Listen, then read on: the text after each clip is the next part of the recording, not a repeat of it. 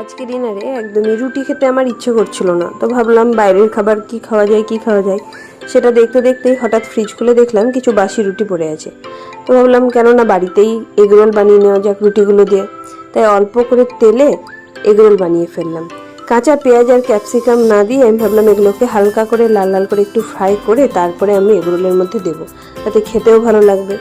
রুটিগুলোকে ডিম দিয়ে এরকমভাবে ভেজে পেঁয়াজ আর ক্যাপসিকামটাকে হালকা করে একটু ফ্রাই করে একটু মিয়োনিজ, শসা আর একটু আমি চিজ দিয়েছিলাম। চিজটা যদিও অপশনাল, সবাই দেয় না, আর সস তো ম্যান্ডেটরি, দিয়ে ভালো করে একদম কাগজ দিয়ে মুড়িয়ে এগরোল বানিয়ে নিয়েছিলাম। টেস্ট আহা হা, কি আর বলবো, দারুণ হয়েছিল। দোকানের এগরোল কিন্তু ফেল। একবার তোমরা রেসিপিটা ট্রাই করে আমাকে জানিও কেমন লাগলো। আজকে এইটুকু।